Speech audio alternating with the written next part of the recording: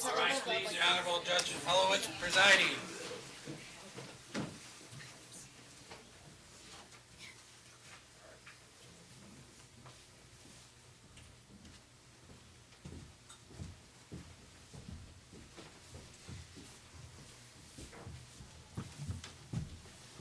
Thank you very much. Please be seated.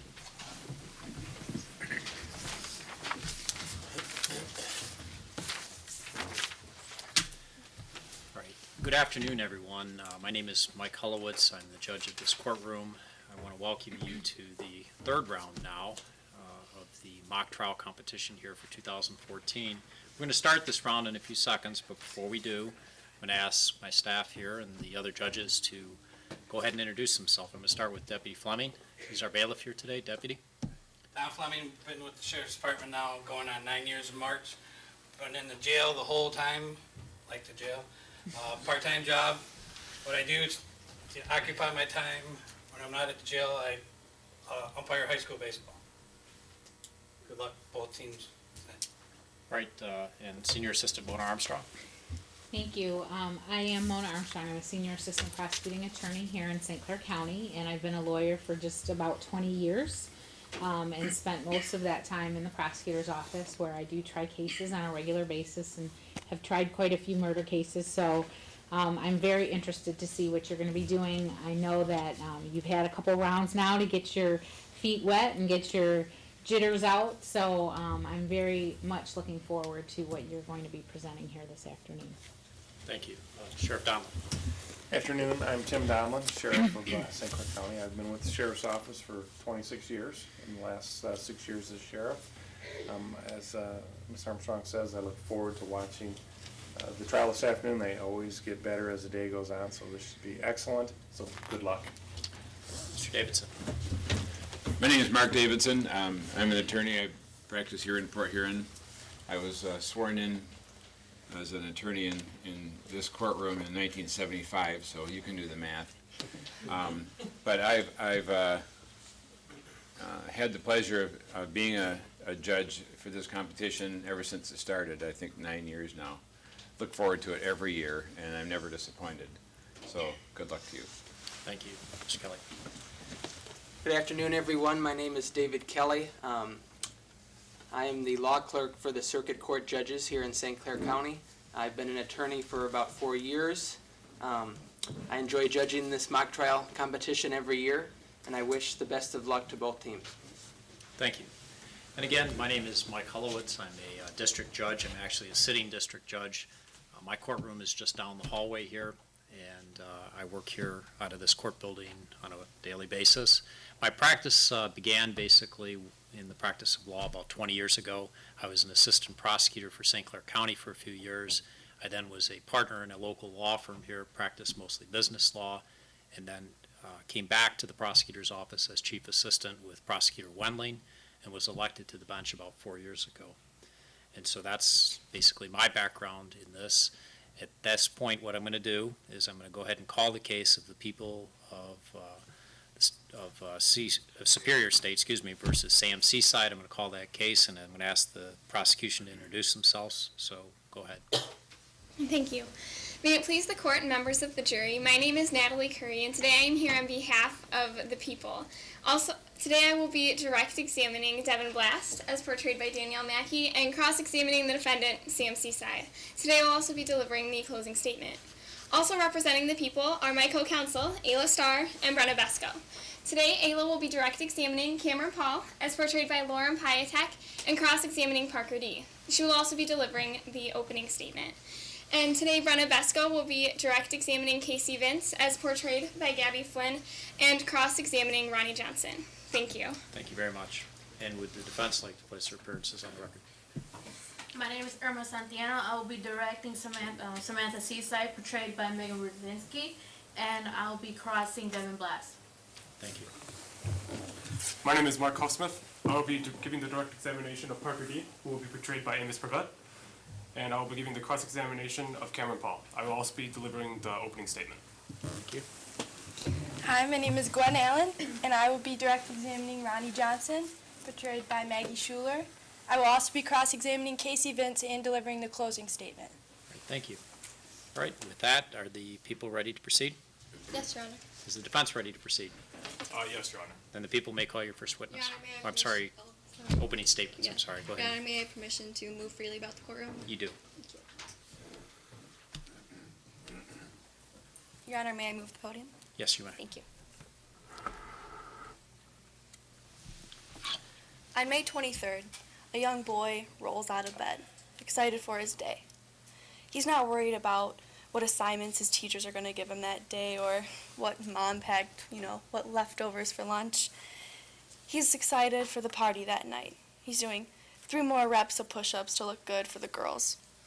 He's running his fingers through his hair, making sure that gel is placed right, just perfect. And his Nikes are sprawled out across his room. His clothes are freshly pressed. He's going to coast through his classes that day, mind wandering, creating small scenarios in his head of what might happen that night. Will that cute girl in math class be there? Will anyone notice the haircut he got that afternoon? And when this innocent boy finally gets home, he'll do 3 more reps of push-ups. He'll make sure that he practices his most charming smile in the mirror 1,000 more times. And newly single, he'll arrive at the party, feeling flirtatious. He'll start laughing and joking with the kids that he's grown up with the kids he's going to be graduating with in a few days. And all these people, including himself, are being prepared to move on in the next phase of their lives. However, this 17-year-old boy doesn't get to move in the next phase of his life, all because he gets in a car with Sam Seaside that night. Nicholas Shore was sitting in the passenger side seat of a Pontiac Le Mans when Sam Seaside pulled out a .22 caliber pistol and shot Nicholas Shore in the chest at close range. His Pontiac Le Mans is soaked with pools of blood splattered across the side door and the side seat. The 3 witnesses will testify, proving beyond a reasonable doubt that Sam Seaside was the shooter. We will provide you the evidence. We will provide you the motive. You see, Sam Seaside was angry. Sam Seaside was furious. Sam Seaside was burdened by the fact that his most hidden secret was being exposed by his supposed friend, Nicholas Shore. My co-counsel and I possess the evidence that placed the defendant at the scene. We'll provide you the defendant's own statement that puts him in the driver's side seat. We also will give you the eyewitness testimony that shows he was in the seat and Nicholas Shore was in the passenger side seat, that shows with a scientific certainty that the gun was fired from the driver's seat into the passenger seat. We'll provide scientific evidence, DNA evidence that patents to you the victim's blood on the defendant's shirt the night of the murder. We have forensic evidence of blood splatters that show the gun was fired from the driver's side seat, and scientific certainty that the blood was from a gunshot wound. We have the ballistic proof that exhibits the bullets found in the murder vehicle contain the blood of Nicky Shore. And not to mention, the day after the party, a frantic mother, worried about her missing child, her only son, is gone. And to a mother, that's an eternity. So she calls Sam Seaside, the supposed best friend. And what does he say? I haven't seen Nicky since Friday afternoon. Not mentioning the party or even leaving her in the park, alone, at night. Is that what a best friend does? Thank you, Your Honor. Thank you. That's wish to give an opening statement at this time. Yeah, yes, Your Honor. Right, you may proceed then.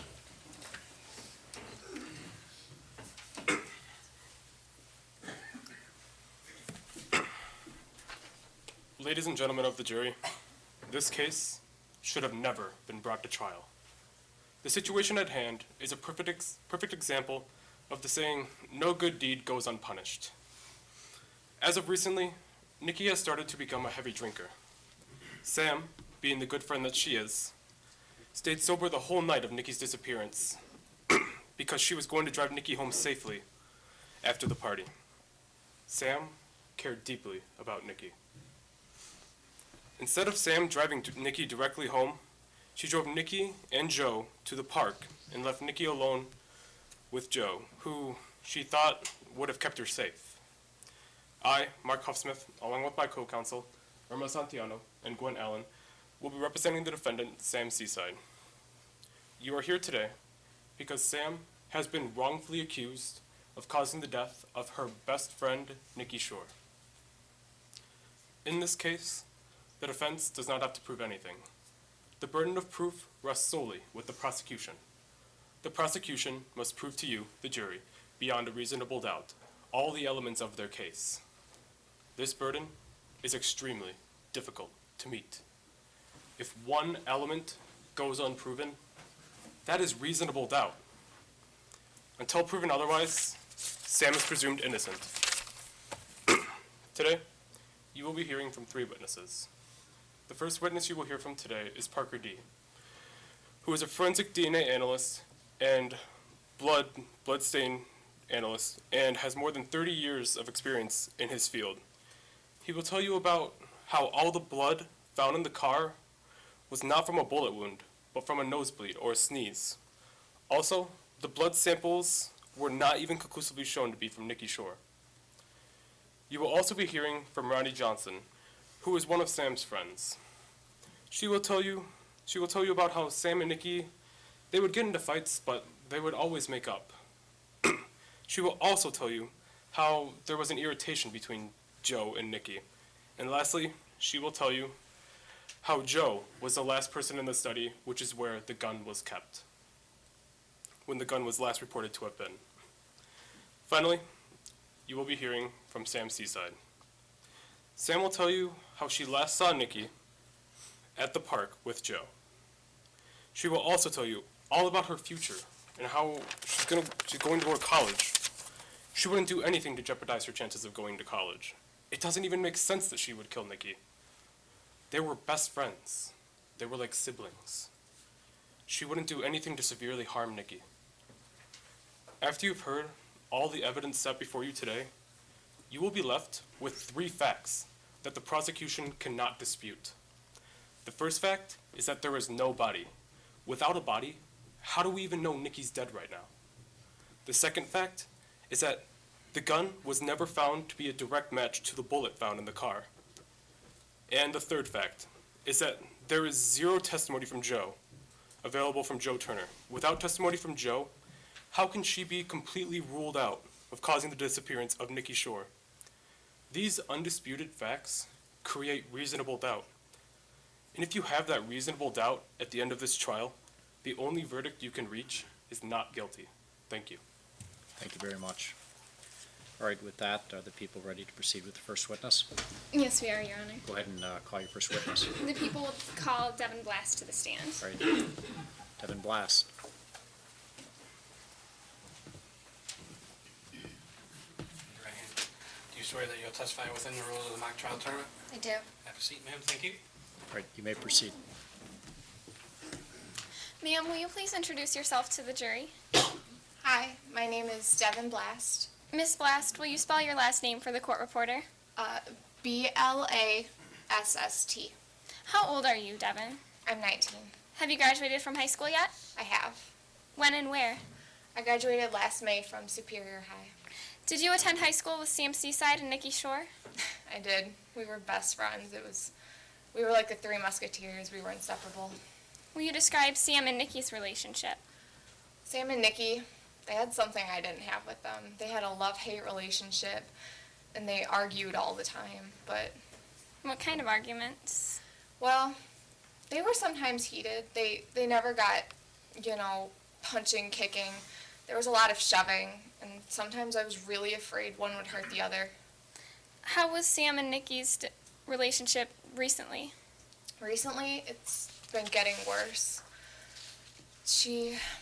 Alright, well, Sam's going away to college, and you know, she's excited about it. She's a senior, we're all excited for college. But it's all Sam talked about, and Nikki had pretty much decided not to go.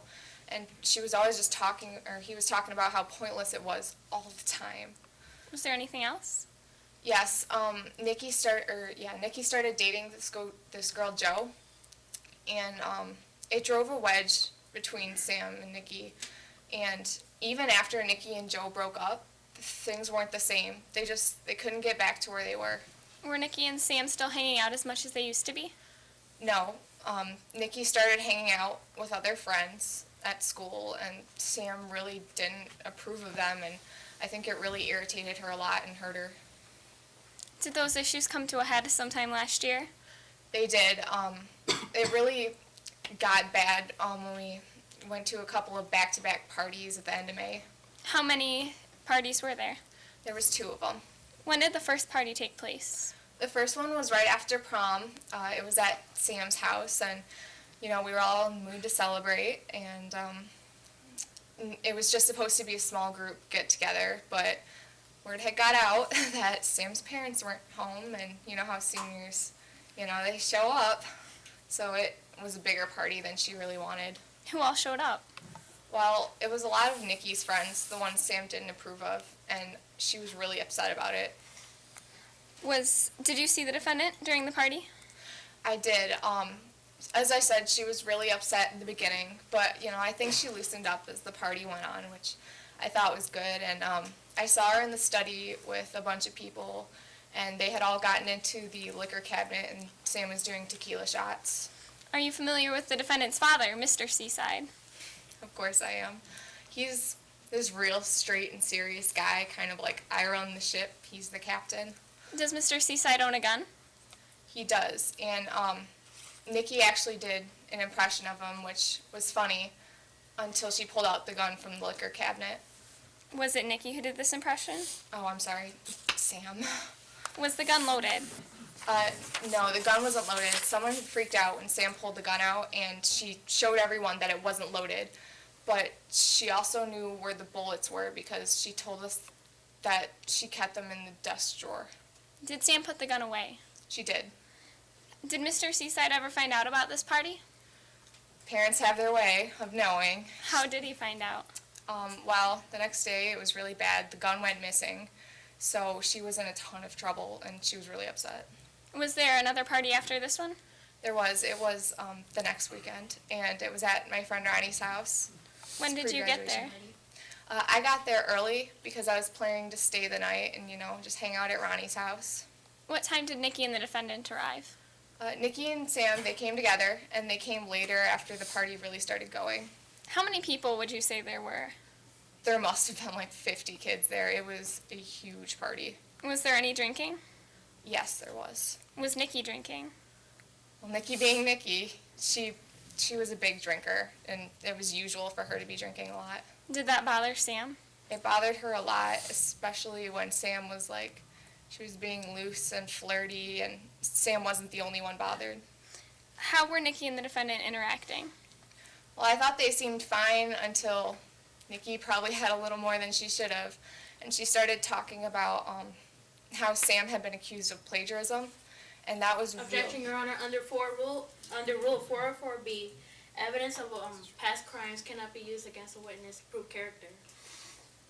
Your Honor, the plagiarism isn't technically a crime. It was a minor school misunderstanding, which the defendant will talk about in her statement. All right, it's overruled. Thank you, Your Honor. You may proceed. Thank you. But, yeah, Nikki was talking about the plagiarism, and Sam was getting really upset because her grandmother is funding her college education, and it means everything in the world to her, which I understand, but she was getting really, really upset at Nikki about it, and they started an argument. How would you describe that argument? I wouldn't say it was really heated or violent, you know, it wasn't physical, but it was just normal for those two. everything just built up. Did anyone break it up? Joe jumped in the middle and broke it up. How did he do that? You know, he just jumped in the middle, and I don't think he really needed to. I mean, they were keeping their distance from each other, and it wasn't, I think he kind of overreacted. Did Nikki and the defendant interact after that? No, I didn't see Sam around anywhere after that. She walked away from the argument, and I never saw her again. Did you see Nikki leave? Yeah, she left with Joe. Did you see Sam leave? I did not see Sam leave. I didn't see her after the argument. What was Sam's demeanor the last time you saw her with Nikki? Sam was really angry. Thank you. Nothing further. Right. Does the defense wish to cross-examine this witness? Yes, Your Honor. All right, you may proceed. You're a close friend of Nikki and Sam, correct? Yes. And isn't it true that Sam and Nikki were also very good friends? Yes, they were best friends. And isn't it true that they acted like siblings? They fought all the time. But they were so close friends that they acted like siblings. Siblings who fight all the time. And most siblings do argue. Not all of them. But you don't ever recall them ever throwing punches at each other, kicking each other, hurting each other? I was just scared someone would hurt someone someday, but I don't A yes recall or no, that please. before. No. Although the fighting was never ever serious, but Sam was serious about education and future, isn't that correct? Yeah, and she went crazy when Nikki was talking about the A plagiarism. yes or no, please. And right before graduation, everyone was in a mood to celebrate, isn't that correct? Yeah, I mean, it was the end of school. We were moving on, all except for Nikki. Yeah. And she was in a bad mood all spring, isn't that correct? Yeah, I mean, with everything going on between her and Sam and just everything piling up. She was grumpy because she had a really bad sinus infection, isn't that correct? That was one reason, but I think she was just really mad That at is Sam my as well. question. Is a yes or no, please. I did answer your question. And it was a really bad sinus infection that caused lots of nose bleeding, is that correct? Well, I guess so. I mean, I didn't see it as often, but she said that that was why. But it did cause constant nose bleeding. Yes, I'd assume. That's what she told me. Not a weekend at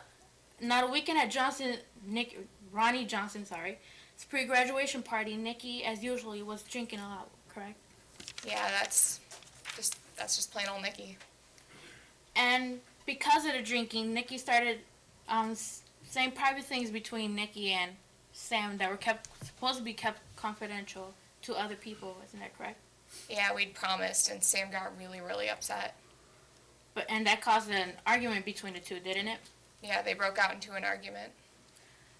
And didn't you state that Joe, Nikki's ex-girlfriend, made it bigger than what it was supposed to be? Well, she jumped in the middle, and, I didn't think she really had to do that. She just did. And after the argument, they kept their distance, didn't they? They did. And you say that you saw Sam, you didn't see Sam the rest of the night, did you?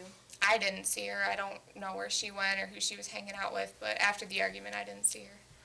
But you did see Joe and Nikki leaving together from the party, didn't you? I did.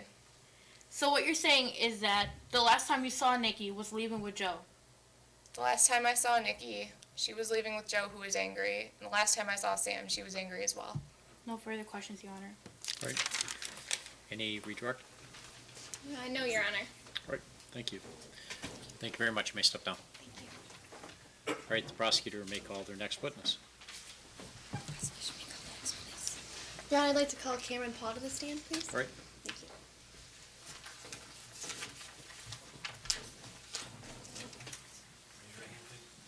Swear that you'll testify within the rules of the mock trial term. I do. Have a seat, ma'am. Thank you. Thank you.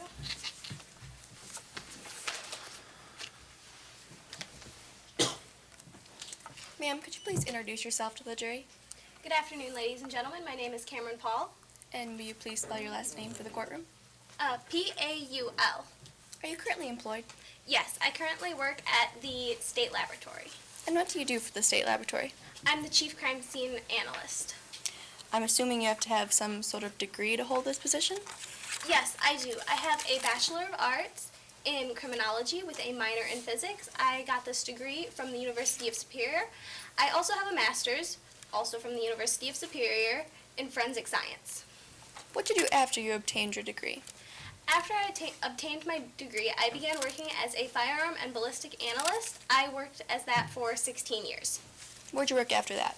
After that, I began my current job. I am the chief crime scene analyst, and I've been doing this for the past 4 years. Are you associated with any professional affiliations? Yes, I'm affiliated with the Association of Police Officers. I am also affiliated with the Association of Firearm Marks and Trade Examiners. In addition to your degree, have you continued in your education in your field? Yes, I have. I have received training with the FBI for counterterrorism. I have also received training at the FBI National Academy. What do you currently do for the state laboratory? I am currently the chief crime scene analyst, but in addition to that, I also do all of the firearm analysis and ballistic analysis is due to recent budget cuts and some retirements. Your Honor, I move that Ms. Paul may be qualified as an expert in forensic science. Is there any objection by the defense? No objections, Your Honor. All right, then the court will receive this testimony of this witness as that of an expert. You may proceed. Thank you. How did you become involved with this case? Well, on May 26th, I received a call about a abandoned vehicle. The officer that reported this also said that the vehicle might be associated with a missing persons report from the evening before. Did you do anything before you left the lab and went to the park? Yes, I printed off the DMV, the license plate number, and the missing persons report. Had you located the vehicle? Yes, I located it. It was a Le Mans, and the title was for the missing person, Nicholas Shore. Nicholas Shore had been missing since May 24th, correct? Yes, he had. And what did you observe when you approached the vehicle? I observed a bullet hole and blood staining on the passenger seat. And what did you do at that point? At that point, I paged the senior blood analyst on my team, Casey Vince. And what did you do after that? After that, Agent Vince and I conducted a full field analysis. What had Agent Vince done? Agent Vince photographed the blood stains and the bullet. Then she went on to swab the blood stain and the substance on the bullet. After you conducted the field analysis, what did you do? I sent Agent Vince to the Seaside residence to obtain a DNA sample. And after that? After that, I dusted the steering wheel and the exterior handles for fingerprints. Had you removed any paraphernalia from the vehicle? I removed a bullet, which I bagged and marked. And then what did you proceed to do? After that, I went to the Seaside residence to interview Sam. And why did you choose to interview Sam? I chose to interview Sam because she was one of the last people seen with Nicholas Shore before he went missing. In the interview, had the defendant admitted to seeing the victim the night of the murder? Yes, she had. Did you attempt to interview anyone else? I attempted to interview Joe Turner, but he had enlisted in the Army and was deployed. Who's Joe Turner?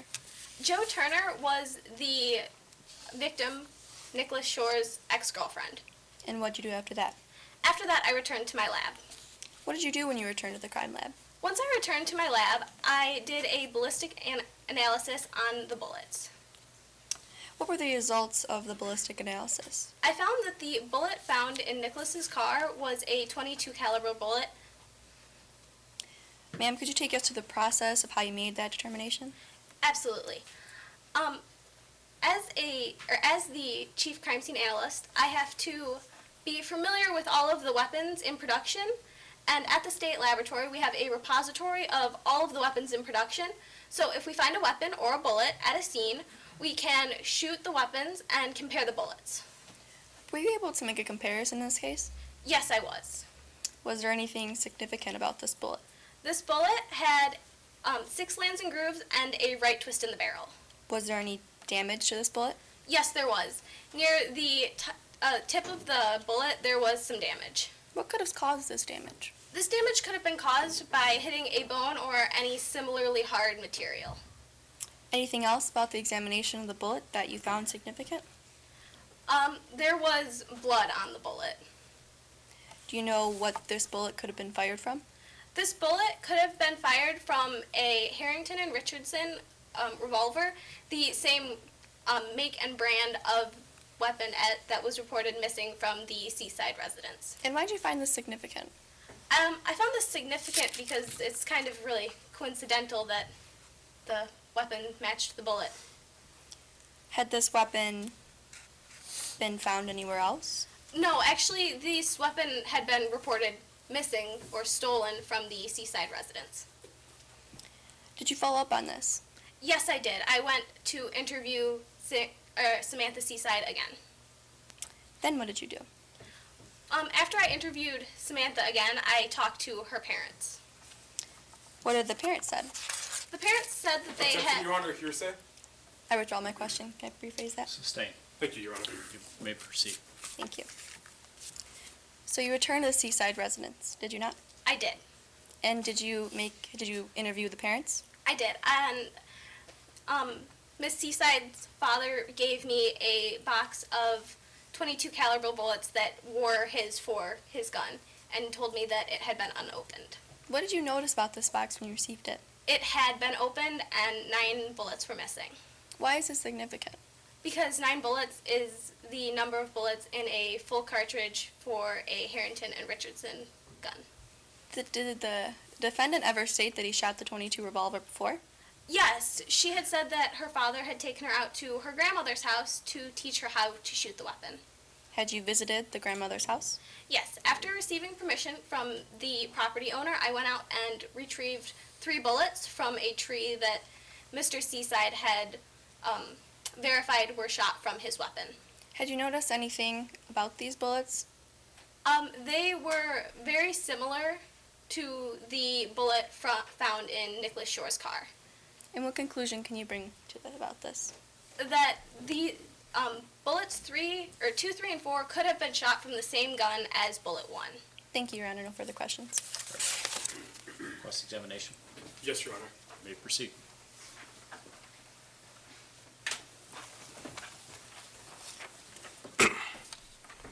On direct, you stated Nikki was last seen on May 24th, correct? That would be correct. And Nikki was reported missing by their mother on May 25th, correct? Yes. And then on May 26th, you were finally given the task to investigate the vehicle that was maybe connected to the missing teenage boy, Nikki. Isn't that right? That is correct. So from May 24th to May 26th, the car was left unchecked and unexamined. Isn't that correct? That is correct. All right. In the car, there were no usable fingerprints, correct? That's correct. We could not tell if it was due to tampering or not, but All right, in my thank you. experience, And there was never a body found. Isn't that right? that is correct. There was not. So you can't even be 100% certain that Nikki's even dead right now, can you? No, we cannot. On the missing persons report, Joe Turner was listed as last seen with the victim. Isn't that correct? Yes, he was. So Sam left Nikki with Joe? That would be correct. All right. The bullet you retrieved from the Shore vehicle is a .22 caliber, correct? Yes. As I've previously stated, it was a .22 Yes. caliber. And there are 22 brands of firearms that have the same landing group dimensions that could have fired this bullet you collected. Isn't that right? Yes, including the missing gun from the Seaside residence. But there are 22 brands? Yes, there are. Thank you. So you do not have any way of knowing beyond a reasonable doubt that the bullet you found belonged to Sam's father's gun. Isn't that right? That's correct, but it could Thank have you. been fired from his weapon. No further questions, Your Honor. All right. Any redirect? No, Your Honor. All right. Thank you very much. You may step down. Thank you. All right. The people may call their next witness. Prosecution calls Casey Vince to the stand. All right. Thank you. Raise your right hand, please. Do you swear that you will testify within the rules of the mock trial tournament? Yes, I do. Have a seat, ma'am. Thank you. You may proceed. Ma'am, could you please introduce yourself to the jury? Hello, my name is Casey Vince. Could you please spell your name for the court reporter? Vince. Ma'am, are you currently employed? Yes, I am. Where at? At the Superior State Laboratory. What do you do at the state laboratory? I am a Senior Forensic Analyst. What kind of schooling did you have to go through to obtain your position? I got a bachelor's degree of science in chemistry with an emphasis on serology from the University of Superior, and a master's in forensics from the University of North Carolina. What did you do after you graduate? I worked as a trace evidence examiner at the state laboratory. What did you do after that? I became a forensic analyst with the state laboratory. Have you had any continuing education courses? Yes, I attended a advanced DNA technology a seminar and a statistics meeting and a crime scene analysis seminar. Are you currently associated with any professional affiliations? Yes, I am associated with the International Association of Bloodstain Analysis and the Association of Superior Law Departments. Your Honor, I move that Casey Vince be qualified as expert witness in the field of forensic science. Any objection by the defense? No objections, Your Honor. All right, very well. The court will receive the testimony of this witness as that as an expert. You may proceed. How did you become involved with this case? On May 26th, I got a call from Chief Paul asking me to come help in a developing missing persons case. Did you respond to Superior Park? Yes, I did. Did you find anything in the vehicle? Yes, when I got there, I found brownish red stains on the passenger seat and the passenger side door. What did you do next? I took pictures of the stains, and I took swab samples. Did you find anything else in the vehicle? Yes, I also found a bullet between the passenger seat and the passenger door. Did you take any other swab samples? Yes, I swabbed the bullet for DNA analysis too. Did you happen to take swabs from the passenger seat and the door? Yes. Okay. What did you do with the evidence that you collected? I put them in a tamper-proof container and put them in my personal lockup so nobody other than me had access to. What did you do next? I then went to the Shore residence and got a hair sample from Nikki Shore's brush. Why did you do that? So I can compare the DNA that I got from the swab samples with the DNA of the victim. Were you able to obtain a hair sample from the victim's hairbrush? Yes, I was. Were you able to make a comparison? Yes, I was. Did you perform any tests on? Yes, I performed an ABA card or a hemotrace. What were you able to determine from these tests? I was able to determine that the stains from the car passenger door, the car passenger seat, and the blood on Sam's Seaside shirt that Cameron Paul got, that they were all human blood. What did you do next? I then did DNA replication from the hair sample. How did you do that?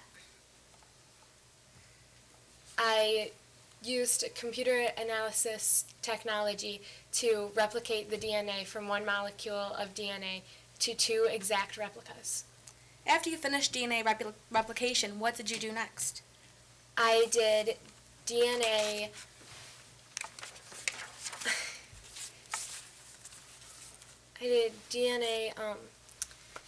analyzation. After DNA sequencing and analyzation, what did you do next? I then noted that all of the DNA that I collected was from the same person, Nikki Shore.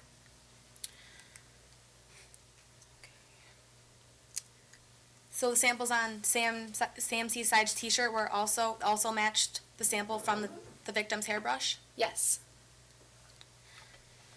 Did you also have a chance to analyze the blood samples and the patterns that they created? Yes. What did the blood stains show? They showed that they came from a high impact force. Could you elaborate? As Newton's third law states, the smaller the droplets, the harder or faster of the impact they came from. And what is Newton's third law, if you could explain it for the jury? The more force put behind an object, the smaller trace it creates. Were you able to determine if the blood pattern was caused by the discharge of a gun? Yes, it seemed to be a perfect match. How did you make that determination? I used the DNA analysis technology we have to recreate a crime scene that would have been like this using different technologies. Were you able to determine where the victim may have been shot? Yes, I determined that he was shot in the chest instead of the head, because if it came from the head, it would have had more blood in the car than what we discovered.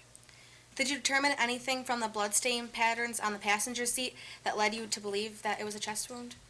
Yes, the droplets that were left on the seat and were stained into the seat fell from approximately a 15-inch fall. Were you able to determine the position of both the shooter and the victim in the car? Yes, the droplets that were created by the impact force seem to have made it so the shooter was in the driver's seat, shooting towards the passenger seat. Did anything else help you make this determination? Yes, the way where the bullet was located also helped that. What about the blood on Sam's seaside shirt? Did that tell you anything? It helped prove that she was in the car at the time. Are you aware that Parker D. has been retained by the defense? Yes, I am. Do you know Parker D.? Yes, I do. Why was he forced to resign? With Parker D., it was one crazy assumption after another. He could never close a case. Why was he known as Professor D? Because whenever he wasn't complaining about low pay and overworking and bad equipment, he was always throwing credentials in your face. Are you aware that Parker D. asserts that blood splatters on the Shore vehicle came from a nosebleed? Yes, I am. I now tender this witness for cross-examination. Okay, very well. Does the defense wish to cross-examine this witness? Yes, Your Honor. You may proceed then.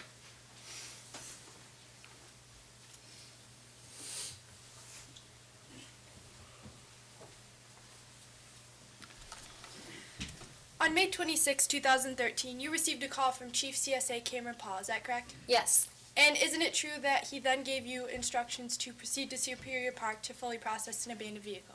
Yes. And you were the one who processed his vehicle? Yes. Miss Vince, you're aware that Cameron Paul didn't care to notify you until he was already at the park, correct? Yes. You're also aware that Cameron Paul printed off both the DMV and the RMP report before he even left for the park, is that true? Yes. Therefore, the vehicle was exposed to the elements at least 36 hours before it was fully processed, is that correct? Yes. Many things could happen in 36 hours, wouldn't you agree? Yes, that is true. So what you're saying is that you cannot 100% guarantee that the DNA evidence found in the vehicle were not degraded from time, weather, or any other elements. Isn't that true? Yes. Isn't it also true that the stain on Sam's t-shirt was degraded? Yes. And it was also brought to your attention that Nikki, Sam's best friend, had frequent nosebleeds. Isn't that correct? Yes, that's true. Isn't it also true that the stain on the t-shirt was not consistent to any high-speed blood splatter pattern? Yes, but it could have fallen on her shirt when... Yes or no answer, please, ma'am. Yes. Thank you. Meaning that there's a very significant chance that the stain could be from one of Nikki's many nosebleeds. Is that correct? Yes, that's true. Isn't it also true that you have no conclusive evidence that the hair you collected for DNA comparison of all the blood DNA samples was even Nicholas Shore's? I have reason to believe with scientific certainty that it Yes was or no? indeed. Do you have any conclusive evidence? No. Meaning that the slight chance the hair did not belong to Nicholas Shore would completely alter your results, would it not? Yes. Isn't it true that the type of blood splatter pattern found in the vehicle could have been caused by something as simple as a sneeze from a person with a nosebleed? Yes, but it's highly unlikely. Thank you, ma'am. No further questions, Your Honor. Thank you. Any redirect? Yes, Your Honor. Right, you may proceed.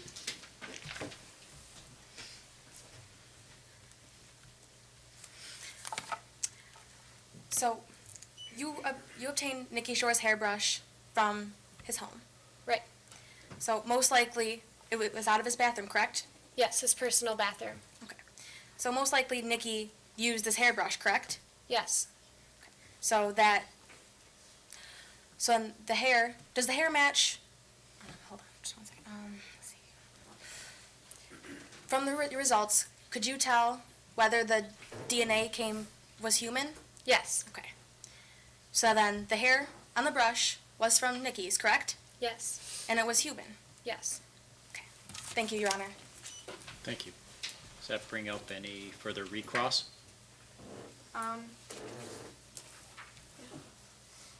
Yes, Your Honor.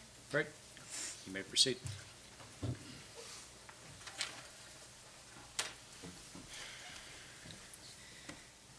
You claim that the hair that you retrieved from Nikki's private bathroom had to have been Nikki's, correct? Yes. And just because you retrieved it from his private bathroom means that he was the only one who ever could have used it, correct? No. Please elaborate on that, ma'am.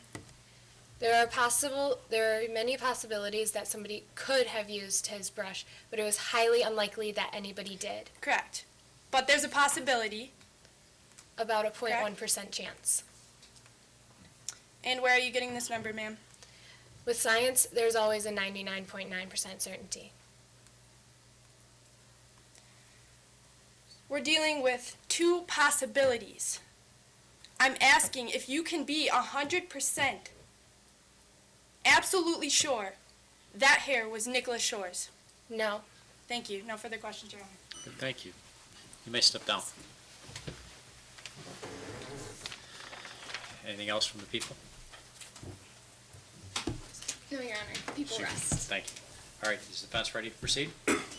Yes, Your Honor. The defense calls Parker D to the stand. All right.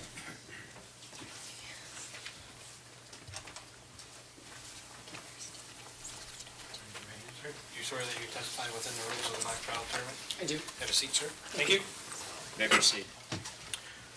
For the record, will you state your name? Parker D. And what is your occupation? I'm a forensic DNA analysis and a bloodstain analysis. And what are some of your qualifications? Well, I've worked 20 years at the state laboratory, and my curriculum vitae is provided. If I were to show you your curriculum vitae, would you be able to recognize it? Yes, I would. May I approach the bench with what has been marked as Exhibit 9? You may.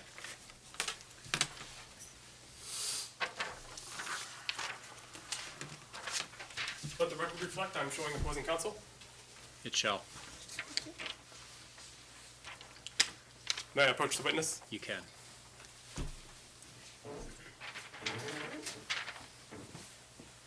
Do you recognize this document? I do.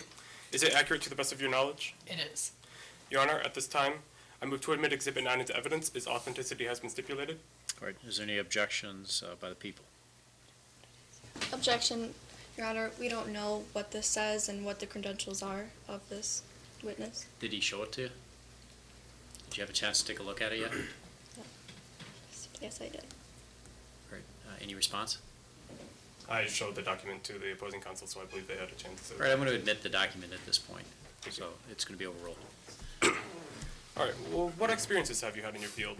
Well, right now I'm the president of the crime scene analysis. I also did work 20 years as a senior DNA analyst at the state laboratory, and I'm also instructor of forensics at Superior University. And what are your degrees in? My degrees, I have a master's in forensic science from Superior University, and I also obtained my bachelor's in science in biochemistry from Superior University. And past college, have you had any further training? Yes, I've had FBI training, and I've had International Association for Identification training, which all of these have also had programs in DNA, bloodstain, and ballistics. Your Honor, I move to admit Parker D as an expert witness in the field of forensic DNA analysis and bloodstain analysis. All right, is there any objections on behalf of the people to receiving this testimony as that of an expert? No, Your Honor. All right, then the court will receive the testimony of this witness as that of an expert. You may proceed. Thank you. What is your relationship to this case? I have been hired by the defense. And how would you describe your work ethic? I am pretty thorough, but in civil cases like this, I believe that we need to strive for perfection. And did you have a chance to examine the vehicle in question? I did not. All right, and what are some reasons you believe blood-stained spatter is created? Well, one could be a gunshot, but also confused by a gunshot would be a sneeze from a bloody nose. And why do you think this? Well, when I looked at the evidence, I saw that on the side door, this blood spatter on the side door would have most likely been from a sneeze by the way the spray of blood was appeared. And moving on from the blood on the door to the blood on the seat, where did this blood most likely come from? Well, they must have had a nosebleed, so most likely when they turned, the blood could have dripped.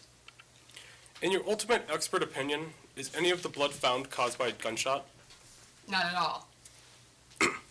Does the blood from the bullet match the blood from the door, the seat, and the t-shirt? It does. And were these items matched to Nikki Shore? They were not. They were matched to each other, but the DNA hair sample that they obtained was never confirmed to be Nikki Shore's. Therefore, you can't relate any of this to Nikki Shore at all. And as the t-shirt for blood, we don't know where that's from. And can the age of the blood be determined? No, not at all. It's impossible. And how about the date the bullet was fired? Nope. So what does this mean? Well, the bullet was there and there was blood, but that doesn't mean they have anything to do with each other. They were just by coincidence. Thank you, Your Honor. No further questions. May I approach the witness to retrieve my document? You may. Thank you. Does the prosecutor wish to cross-examine? Yes, Your Honor. You may proceed.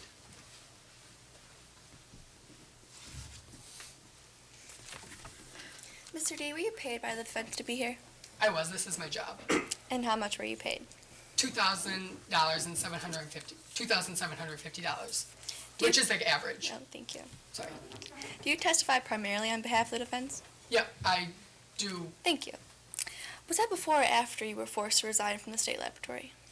I chose to leave because, I don't think. I like defense cases because they focus on another option Thank you. than just the one. You answered my question. Sorry. Would you agree, Mr. D, that hair is a reliable source for DNA? Yes, if it is confirmed. Would you agree that if a sample was in fact Nikki Shore's, that you would not dispute the state laboratory's findings? I would believe that, yes. Okay. And it's similar to the blood from the bullet, and the blood found on the same Seaside t-shirt was also from Nikki Shore, correct? The blood on the t-shirt was Nikki Shore's, yes. And as to the blood in the bullet, you don't dispute that this blood matched the DNA hair sample that's also from Nikki Shore? No, the DNA was not confirmed to be Nikki Shore. You previously stated that even if it was Nikki Shore blood in the bullet, and that the bullet was found in the vehicle, that does not eliminate your nosebleed theory, correct? Mm-hmm. Correct. In fact, you believe that even if the bullet had already been discharged in the vehicle, the blood could have just dropped onto the bullet as it had dropped under the seat and the door? Yes, the dripping of the nose could have caused Thank you. Your other alternative theory on how Nikki's blood could have gotten on the bullet was that a person with a nosebleed could have been holding a firearm, and this unknown person holding the firearm accidentally discharged it when he sneezed, correct? Well, yeah, I mean, you can't really control a sneeze. Thank you for answering my question. So you're saying that a person would be holding a firearm, experiencing a nosebleed, sneezing, and simultaneously discharging a firearm, correct? Yes, that's very possible. You previously stated that there is no conclusive evidence that the blood and the bullet are related other than by pure coincidence that they're both found in the vehicle? Yep, the bullet could have been there before or something. Thank you. Is it also pure coincidence that the victim and the defendant were both last seen in the murder vehicle? I guess so. Thank you. No further questions, Your Honor. All right. Any redirect? No, Your Honor. All right. You may step down. Thank you. Thank you. Let's make call their next witness. The defense calls Ronnie Johnson.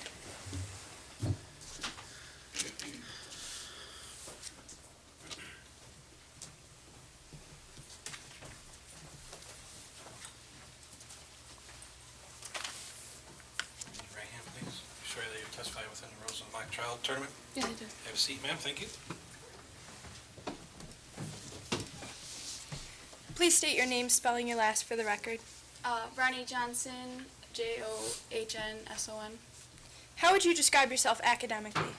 I get good grades. I'm in NHS and I am do good. How well did you know Sam and Nikki? I knew them pretty well. We were good friends. What did you observe about their relationship? They had a little bit of an unpredictable relationship, but they cared a lot about each other. How would you describe Sam's attitude near the end of your senior year? She was stressed about college. So, would you say college seemed important to her? Yes, it was really important to her. Did Nikki plan on going to college? No, she didn't. Was Nikki much of a partier? Yes, she was. Did you attend your senior prom, Ren? Yes, I did. I went with Nikki and Sam and Devin, and Nikki invited Joe, but Joe blew her off. What did you do after prom? We went to Sam's house for a little party, but word got around and a lot of people ended up showing up. Did you happen to notice any one individual's actions near the end of the night? Yes, Joe was acting pretty weird and suspicious. Okay. Have any of your friends ever dated each other? Yes, Nikki and Joe did, but they broke up. Okay. And what did you observe about Joe after the breakup? Joe would get really jealous of Nikki if she flirted with anyone, and just really jealous. What did Nicholas try to do about it, to smooth things over? He invited him to the prom, but didn't come. Did you ever at any other point that night interact with Joe? Yes, I asked her what was up because she was being suspicious, and she said... Objection, Your Honor, hearsay. Response? Your Honor, this is not hearsay because I did not ask the question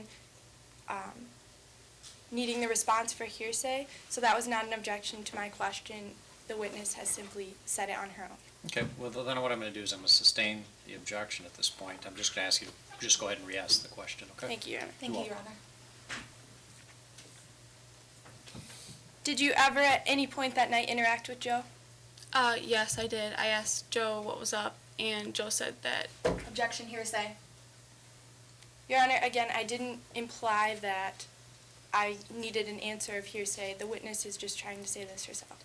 Okay, then the objection is sustained, and just go ahead and answer the question, and let's move on. Thank you, Your Honor. Joe said that she was planning on moving out of town. Thank you. What happened that next week at your house? I had a party. Did Sam and Nikki show up? Yes, they arrived later in the evening. What did you observe about Nicholas at your house? Nikki was having a lot of fun and flirting with people and drinking a lot. And what did you observe about Joe during all of this? Joe was getting pretty mad and jealous that Nikki was flirting with people, and I guess Joe never got over their breakup. How would you describe Sam during the party? Sam was sober. And why wouldn't Sam drink? Because she knew that Nikki was drinking, so she cared enough that she wouldn't drink for Nikki to be home safely. Other than when they first arrived, did you see Sam and Nikki at any other time the night of your party? Yes, they got into a little argument. What was Joe doing at this time? Joe got in the middle of it and kind of blew out of proportion. What happened after that? Sam went to the car and Nikki and Joe went out later. How would you describe Joe's attitude towards Nikki after that? Joe was still pretty mad at Nikki and was laying some pretty hard stuff on her. Did Sam tell you her drop-off plan? What? Did Sam tell you her drop-off plan? Oh, yes. Sam said that... Objection, hearsay. Your Honor, Sam Seaside is a party opponent. It doesn't apply to hearsay. Any response? Thank you. Yeah, sorry. All right. Did Samantha tell you her drop-off plan? Yes. Sam said that they were going to drop off Joe and then drop off Nikki in the car, and Sam was going to walk home from there. Is this the last time you saw Nicholas Shore and Joe Turner? Yes, I did. No further questions, Your Honor. Thank you. People? May cross-examine. Ms. Johnson, you stated previously that you considered Nikki and Sam to have an unpredictable relationship. Is this correct? Yes. You also stated that 1 minute they'd be best friends and tight at the hip, and the next it would be like a total war. Yes, but they cared about each other a lot. So Sam had a party after prom, Yes. and you were present at that party. Yes, I was. Isn't it also true that Sam never intended for the party to be as big as it was? No. And Sam was mad at Nikki that the word had gotten out that her parents were out of town. Sam was pretty mad at first, but then she loosened Thank you up. for answering my question. Isn't it also true that Sam's party got a little out of hand? Yeah, a little.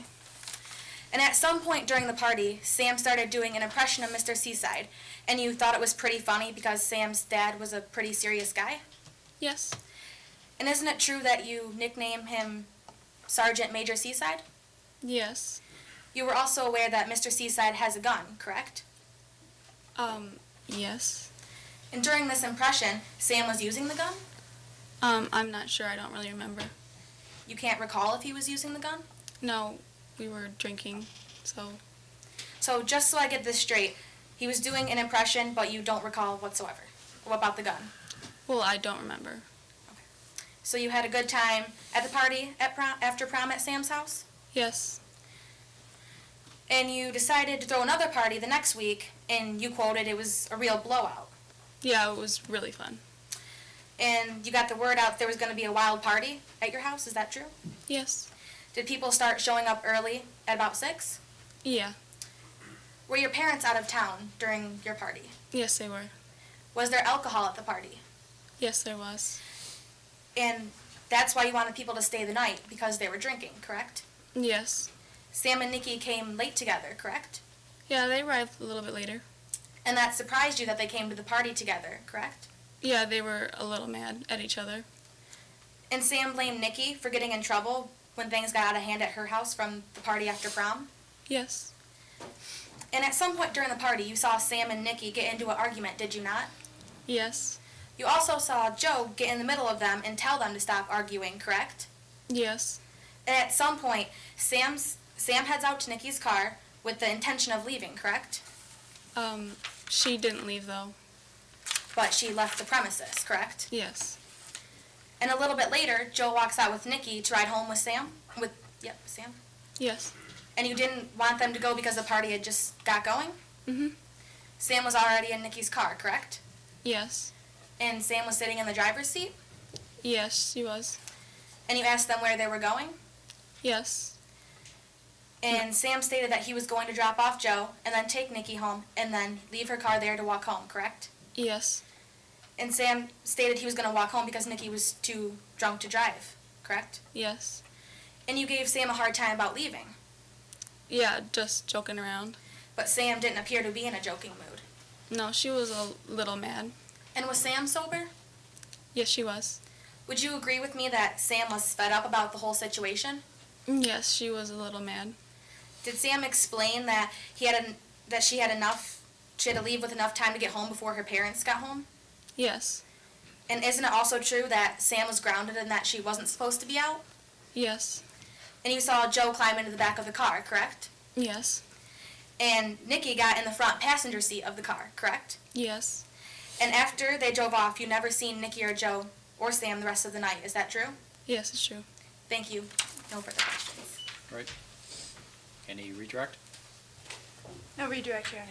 Right, thank you very much. You may step down. Spence, want to call this next witness? Defense call Samantha Seaside. Great.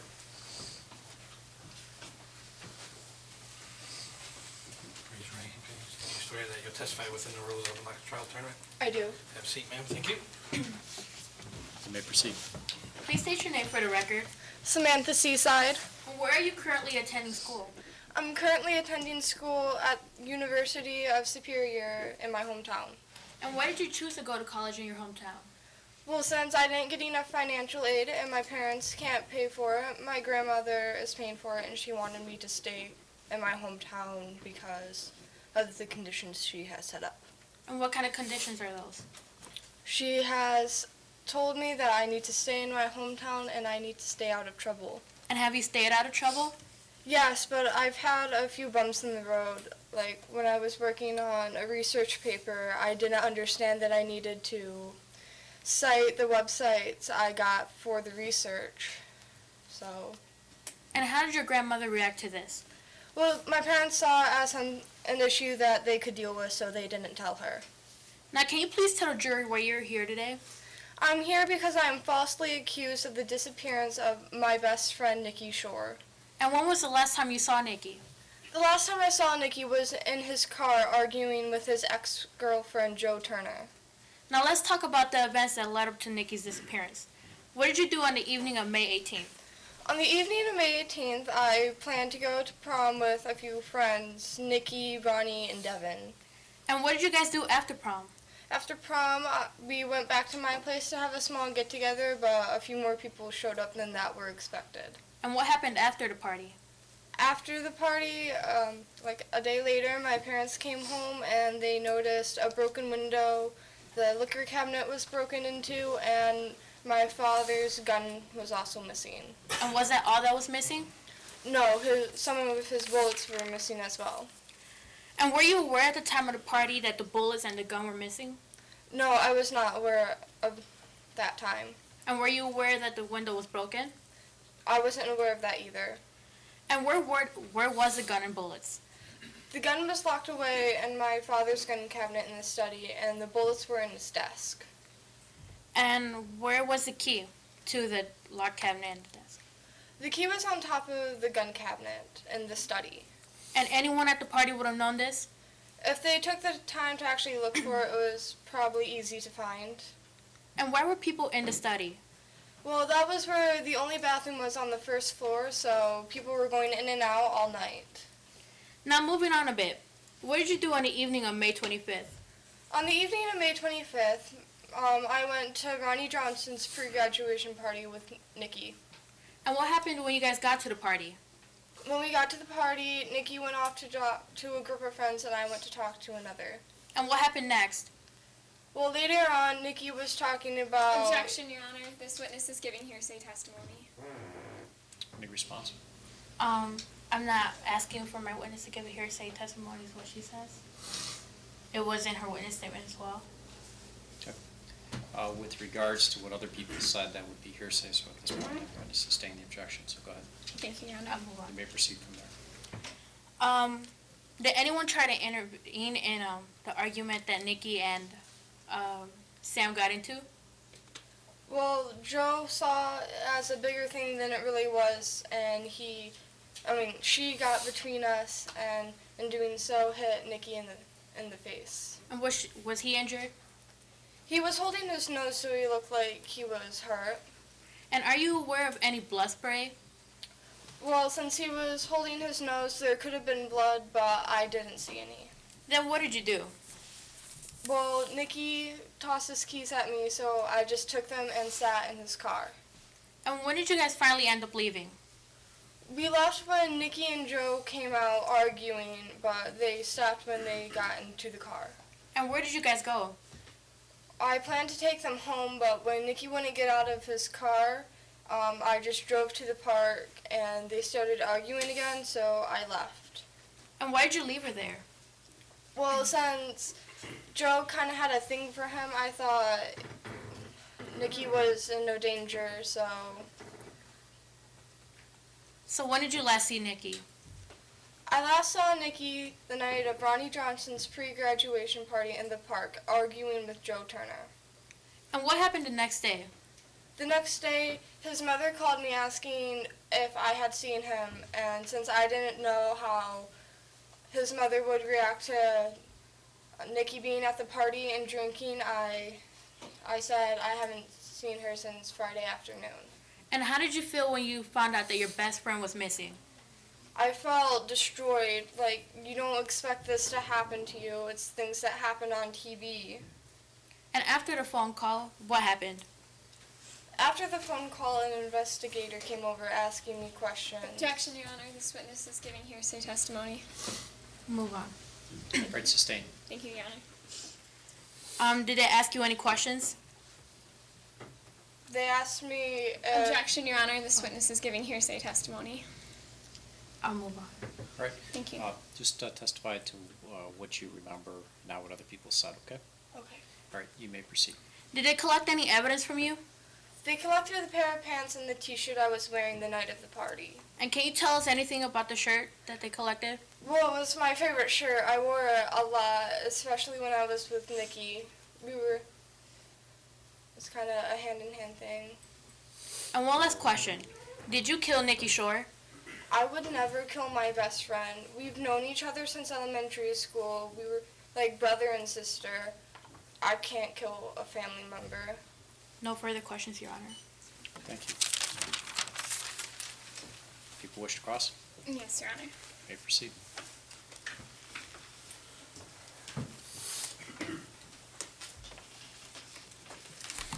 Miss Seaside, is everything that you just told us the truth?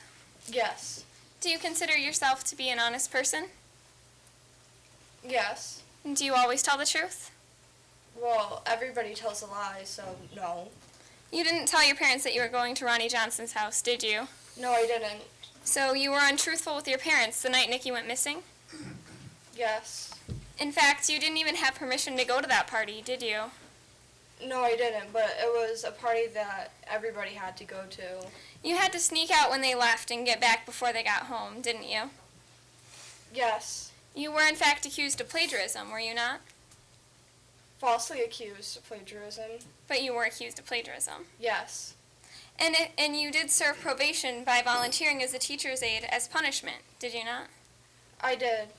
Why, you just stated that you were falsely accused of plagiarism, did you not? Yes. Then why would you serve a punishment for a crime that you didn't commit?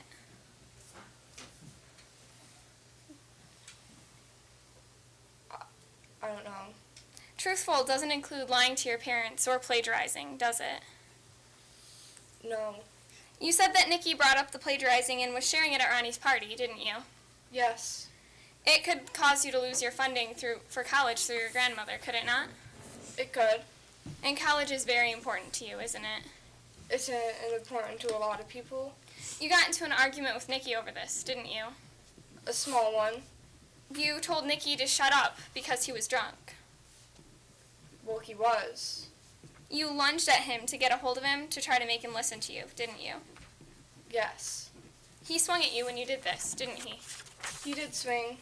You put your hands on Nikki the night he went missing, isn't that true? At the party, yes. When this happened, you wanted to get away from the people at the party because they were staring at you, were they not? They were. I didn't want the attention.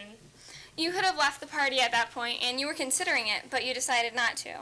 No, I knew Nikki needed a way to get home. You sat in the car and waited for Nikki to come out, didn't you?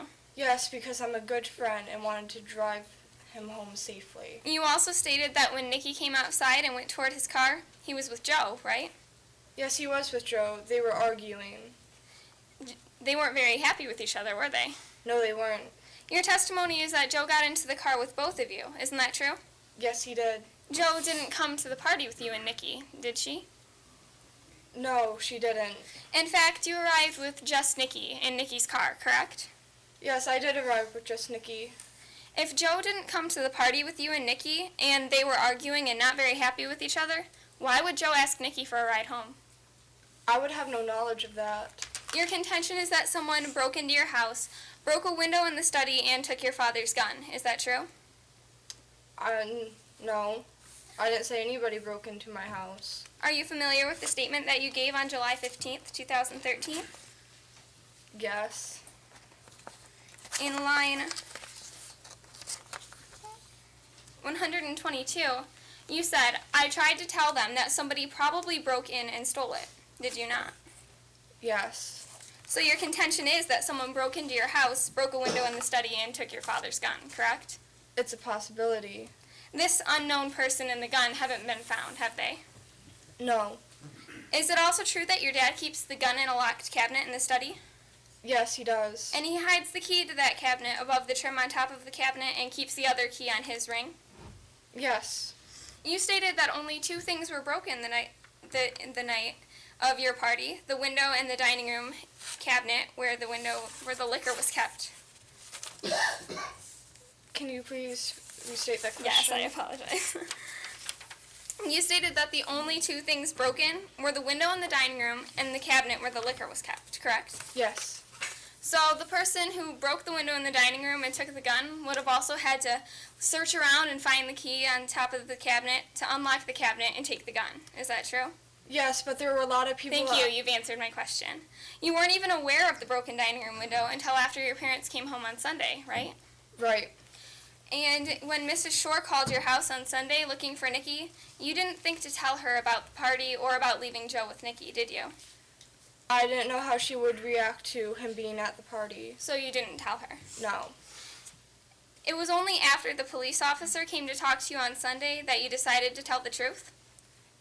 That was a surreal moment. That was when it really set him that he was missing. When the police officer came to your house and asked you about the gun, you reported that you didn't know anyone who would have access to the gun, and then you later recalled that your father reported his gun missing, correct? Correct. You weren't truthful with the police officer the first time she asked you about the gun, correct? Correct. Thank you. I have nothing further. All right. Any redirect? Yes, Your Honor. You may proceed.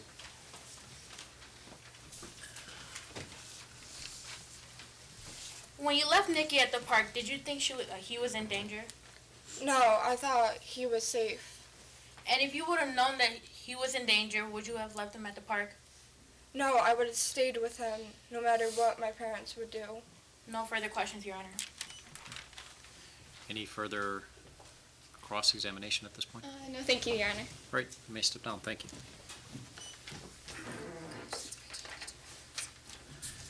All right, any further witnesses on behalf of the defense?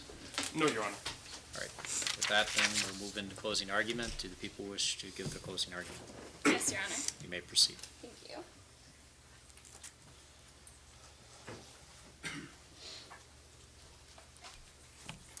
Ladies and gentlemen of the jury, on May 24th, 2013, a handsome young man in the spring of his life was betrayed by someone whom he trusted and loved since elementary school. You all know by now that that young man that I'm talking about is Nikki Shore, and you know that his betrayer is none other than the defendant, Sam Seaside. In just a few moments, the fate of the one who cold-bloodedly murdered Nikki Shore will be in your hands. This may seem like a daunting task, but if you listen to your head, your heart, and your gut, you will know that the only just verdict is to find Sam Seaside guilty of murder in the second degree. Ladies and gentlemen, my co-counsel and I had the burden of proof in this case. We had the burden of using the evidence collected to prove to you, beyond a reasonable doubt, that on or about May 24th, 2013, in Lake City, Superior, Sam Seaside intentionally caused the death of Nikki Shore by using a .22 caliber handgun. That has been proven beyond a reasonable doubt, and I'm going to take just a few more moments of your time to remind you how you did that. First, let's review the defendant's motive. Today, Devin Blast's testimony gave us the defendant's motive for murder. Sam Seaside was angry. Sam Seaside was very angry. Sam was angry because Nikki wasn't going to college, even though Sam thought he should. Sam was angry that Nikki had friends and an ex-girlfriend of whom Sam didn't approve. Sam herself stated that on the day of her murder, she got into an argument with Nikki because Nikki was sharing a true story about Sam's accusation of plagiarism, even though Sam knew that Nikki was drunk and didn't know exactly what he was doing. Sam even lunged at Nikki to get her point across. On the day of Nikki's murder, Sam Seaside was angry at Nikki, laid her hands on Nikki, and then drove away in Nikki's Pontiac Le Mans with Nikki in the passenger seat. Today we put the defendant at the scene of the crime, in the driver's seat of Nikki Shore's vehicle. The defense witness, Ronnie Johnson, testified that she saw Sam in the driver's seat leaving her party, and Sam Seaside testified that she drove to the park where Nikki's car was found with Nikki in the passenger seat. According to Casey Vince, forensic evidence of blood spatter showed not only that the blood was consistent with a gunshot wound to the chest, not a bloody sneeze or a nosebleed, but also that the person who fired the handgun in Nikki's vehicle was sitting in the driver's seat, which is exactly where Sam Seaside confessed to being. Ladies and gentlemen, today you saw DNA evidence linking Sam Seaside to this murder. According to Cameron Paul, an expert in the field of forensic science and ballistic analysis, a sample of Nikki Shore's blood was found on the shirt that the defendant wore on the day of Nikki Shore's murder. Ladies and gentlemen, if you listen to your head, you will know that logically, the only thing that the evidence points to is Sam Seaside. If you listen to your heart, you will feel it breaking because you realize that the defendant betrayed someone who loved and trusted her more than anyone else in the world. And if you listen to your gut, you will know that Sam Seaside murdered Nikki Shore by that sinking feeling that you get when you look at the defendant. Today, ladies and gentlemen, we've presented you with the motive, the crime scene evidence, the DNA evidence, and the forensic evidence. Now, in return, we ask you to present us with the only verdict required in this case. The verdict that Sam Seaside is guilty of second-degree murder. Thank you. Thank you. Defense wish to give a closing? Yes, Your Honor. You may proceed.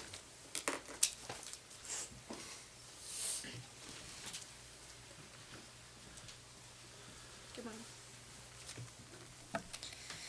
Your Honor, ladies and gentlemen of the jury, thank you for your time today.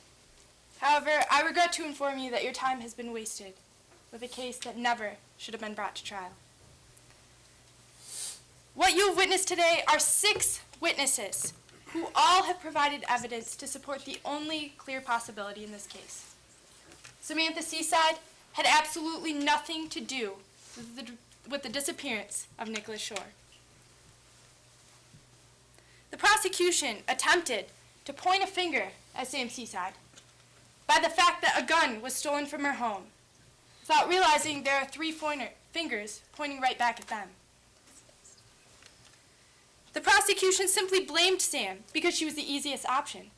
Sam lives in the home where the gun was stolen, so she must have taken it, right? Wrong. I believe Ronnie Johnson described that party at Sam's as a little wild.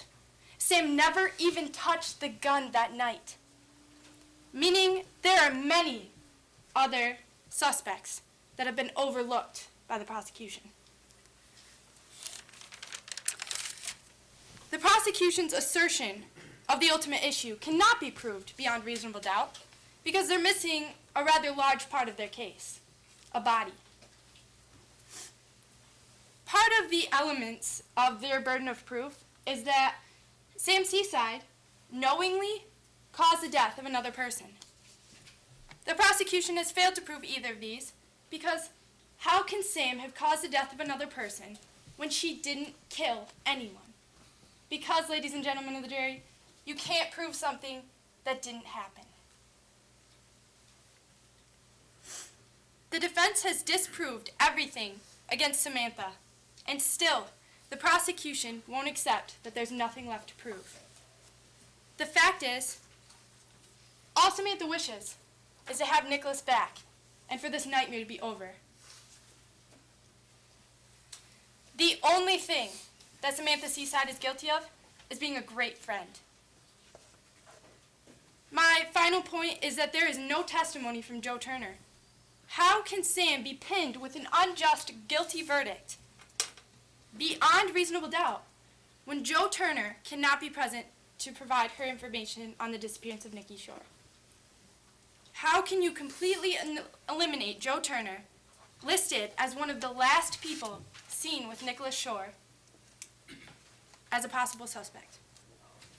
I ask you to ask yourselves, ladies and gentlemen, is it more likely that one would hurt a family member, such as Sam and Nikki seem to act like, or an ex-boyfriend, such as Joe? Today you have heard from Devin Blast, a friend of Nikki and Sam's, admit that although they had some minor arguments, they always resolved them. that they even acted like siblings. Next, you heard from Chief Crime Scene Analyst Cameron Paul, who stated that she collected the t-shirt with a small blood stain on it from Sam's residence and passed it off to Casey Vince. She also waited until Casey Vince got to the scene and to even start processing the vehicle. You've heard from Casey Vince that she could not properly identify the hair to Nicholas Shore, meaning on the off chance that someone else could have used Nicholas Shore's brush, could completely tear this case to shreds. When asked about Parker D's theory of a sneeze with a person with a nosebleed, she stated possible, but highly unlikely.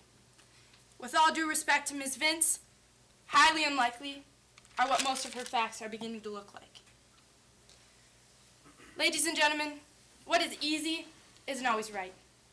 And choosing what is right isn't always easy. The opposing counsel didn't want to take the hard road. And so naturally, that is why our defendant, Samantha Seaside, is sitting here today, wrongly accused of killing her best friend, Nicholas Shore. I ask you to take a minute and please leave here with a not guilty verdict. Thank you. Thank you very much. Does the prosecution wish to give a rebuttal closing?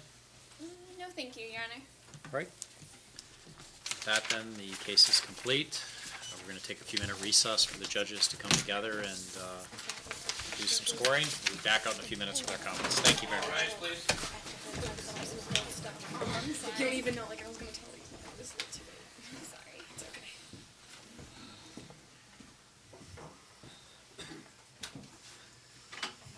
You may be seated.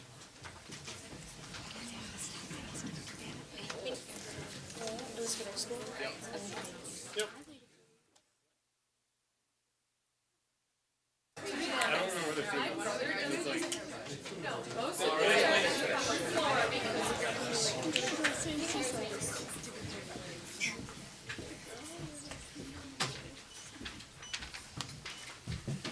Thank you very much. Please be seated. All right. It's hot in here. I can tell you that. Thank you, guys. Very good job. We're going to start out with comments. Again, I'm going to start with my bailiff, Deputy Fleming. He'll start off with the comments. Go ahead. Good job on toning in. Tone's my biggest thing in corrections. Like I told the other team earlier, tone controls the room. Just out of curiosity, who plans on going in this field? And let's say court, law enforcement. What's the matter with the rest of you? Smart. This is a guaranteed job. You're always going to be needed. There's always somebody going to be prosecuted, defense. It's a guaranteed job. This is my only employee for law enforcement or the courts. Guaranteed job if you go in this field. But good job. Good luck on the rest of your careers. Some of you I've seen here for the past couple of years. If you're graduating, good luck in college. Thank you very much. Ms. Armstrong.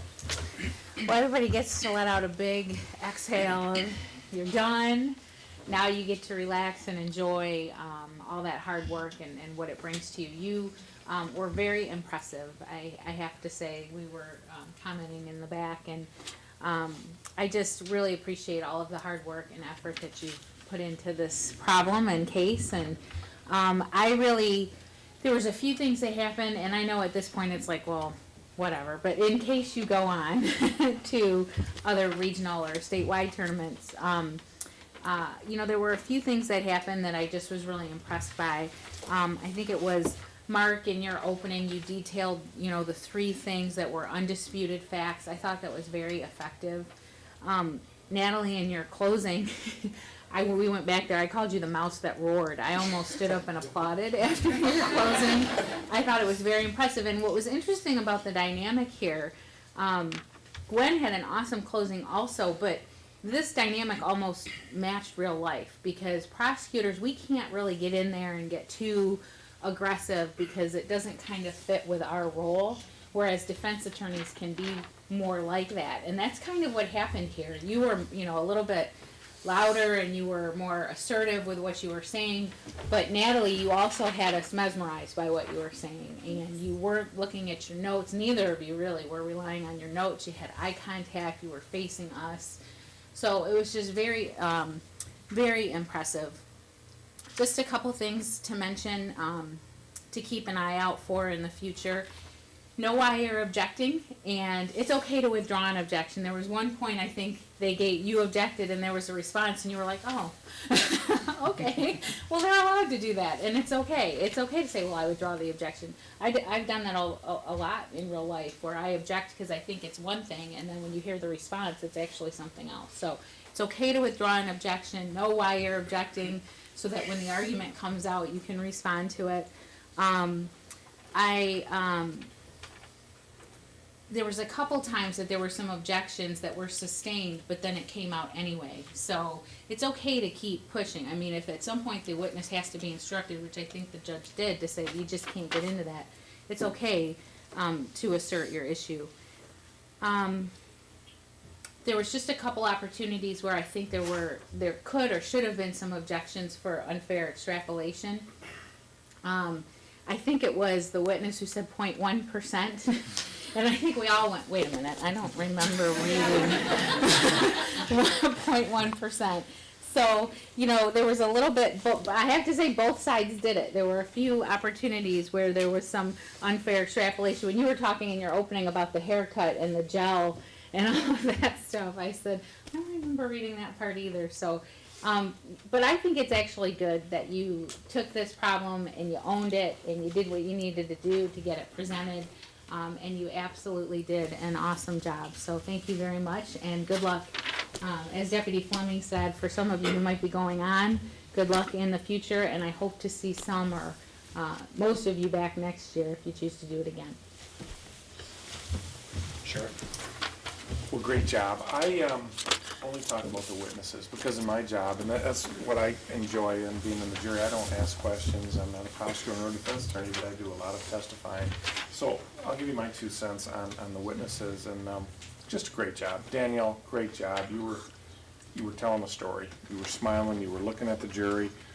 You were telling the part just like it happened, and it wasn't rehearsed. It was well done. Lauren, nice job not to add any extra details. Don't give an inch, because that'll blow up on you. Gabby, you had a tough time because you had a lot of extra material. But you know what you did? You took your time. There's no hurry. Thought about it, looked at the jury, and answered your question. There's never a race. And a lot of students get in a hurry. Think it'll come to you. That was really well done. Very nice. Amos, a lot of nice yes and no. Megan, very good. But also the point I want to touch on, never add extra into a question, because a lot of defense attorneys and prosecutors, they're just waiting for that witness to give them that little more than they really should have, and then they'll kill you with it. And the plagiarism. When you said falsely accused, it opened the door up, and she beat you up on that. And that happens. And I told the last group of students when I was a young deputy, I was on the stand and got a little agitated with the defense attorney, and I added my 2 cents in. And he just dismantled me in court. And when I got out, I was in the hallway, still beat red. And he came up to me, an old Sully veteran guy, and said, "You know how we catch a big fish, deputy?" And I said, "How?" And he says, "You make him open his mouth." And I never forgot that in court. So you be very careful on what you say. Yes, no, don't add in. Because anything you're going to add in, and you see that defense attorney scribbling like that, you're going to get crossed on it. So be careful. You guys did a great job. It's fun to watch you guys year and year after year come back. So those going to college next year, good luck. And the rest of you, I hope I see you next winter. Thank you, Sheriff. Mr. Davidson. I agree. It was a really good performance today. I think the skill of mock trial is 60% legal knowledge and 60% acting. You've all heard of Jeffrey Feiger. He's one of the most well-known, successful attorneys in the state of Michigan. And you know what his undergraduate degree was at the University of Michigan? Dramatic arts, studying acting, and then went on to law school from there. And we really saw that very well this afternoon. I thought Megan's portrayal of Sam was the better ones today. It's very understated. We had a contrast. One of the earlier ones, the character playing Sam kind of smiled and grinned, and it's kind of out of character for someone who is on trial, for life or whatever. But I thought she really gave good answers to the questions that maybe that weren't expected. May I make a quick comment about the hearsay, because there were some objections there. Hearsay is actually a very complicated topic. We don't study evidence in law school until our second year, and we have a class on it. And I remember hearsay was almost a month. I mean, it was a good 3 weeks, because there are exceptions to it. And the real definition of hearsay is asking somebody a question, to prove the fact of what it is. So if someone is saying, he asked me a question, well, that's not really hearsay. I mean, that's just something that happened, that then the witness would respond how they answered the question. So then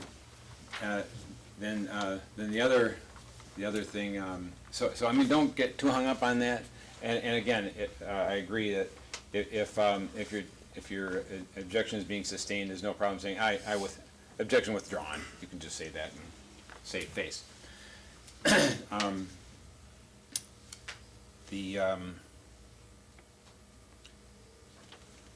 one other little thing that happened, I think it was Mark saying just yes or no, but actually the witness is about to give some testimony that was actually pretty good for you, and they kind of finished it, but you kind of want to be careful sometimes with a just yes or no.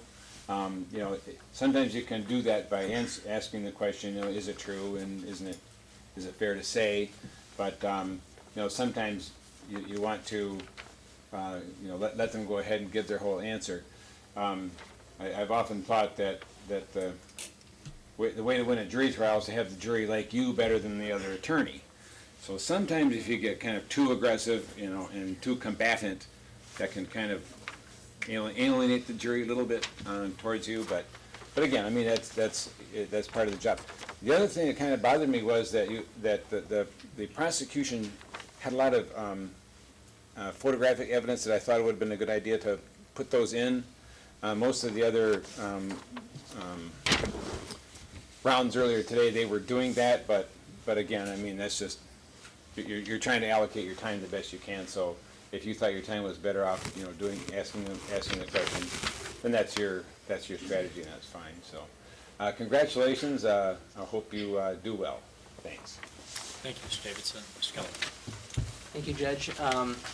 Just to echo what Mr. Davidson said, it happened a lot in this round where on cross-examination you wanted to get a yes or no answer, but you didn't want the explanation. And I think like what Mr. Davidson is saying, one way to maybe avoid that, still ask your leading question, but as part of your leading question, say, isn't it fair that, or isn't it true that, yes or no, comma, then ask your question. Therefore, you're setting it up. They have to answer you yes or no. Otherwise, they're being unresponsive. And then you can object that they're being unresponsive if they start to give their narrative. And that's a way to do, I think, like what Mr. Davidson said, asking it in a way that won't offend the jury to think you're being kind of a jerk or whatever. Because we had it a lot where, not to say that it offended us, but there was a lot of kind of arguing where they tried to give an answer and then the attorney had to talk over them to cut them off. And you really don't want to do that. And like they said, we don't have a court reporter, but if we did, the court reporter would be like, wait a minute, we got too many people talking here. Just want to point out that I thought the closing for the prosecution was very strong in that you really highlighted the defendant's motive here as to why that the defendant might have committed this crime. You really went after that. You talked about the scholarship and what was at stake. You went through the elements that you had to prove for second-degree murder. You mentioned that. And it was just a very good example of pulling all the elements from your case together and summarizing them in your argument. And the defense also had a very strong closing in that the attorney had a very good stage presence. Not shy, nice and loud, arguing, and that's what it is. It's a closing argument. Some of you, I think, mentioned a closing statement. It's a closing argument. If you want to argue, go ahead and argue, and the defense did a good job there. The witnesses did a good job. I mean, everybody did a good job here today, and just wish you all best of luck if you go on to the regional competition. Good job. Thank you, Mr. Keller. Last but not least, again, honestly, I thought you guys did great today, on both sides, and in different ways. You guys each played to your inner strengths. Every person that does this, whether you're a lawyer, judge, whatever, as you go through life, you'll kind of play to your strengths, and I think you guys did a good job. I think you were the people that you are as you argued these things. I thought, again, Natalie, you did a wonderful job in your closing, and again, Gwen, I thought you did a wonderful job in your closing, but you played to who you are in the way you are, and it was very, very effective. And Ayla, I thought your opening statement was probably the best tuned to what an opening statement should be from a prosecution side that I saw. There were some objections here, and I ruled on them. A lot of times you guys got to understand, like I think Mark Davidson said, these are, hearsay is very complicated, like he said, and no one here expects you, especially me, to understand what that's about. And sometimes it's just good strategy to object. And I think that sometimes it messes the other side up, it calls things back, and maybe throws them off where they were going. It seems to work sometimes. I thought that you guys did a good job in that as well, and in the answers, very frankly. I thought that the people, I would say, I will agree with what Mr. Davidson said about the exhibits.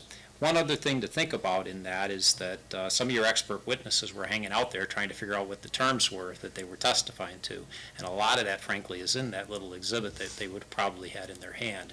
I mean, from a strategy of what you guys are doing here in this competition, if they've got their findings in their hand, it sometimes gives them a bit of a security blanket to go back and look at what the big scientific terms were, frankly.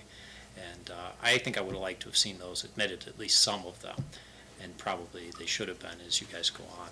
But again, that's strategy, and you guys have to decide what to do. But excellent job today, guys. Long day, but you guys did great, and you should all be proud of yourselves. Have a great day.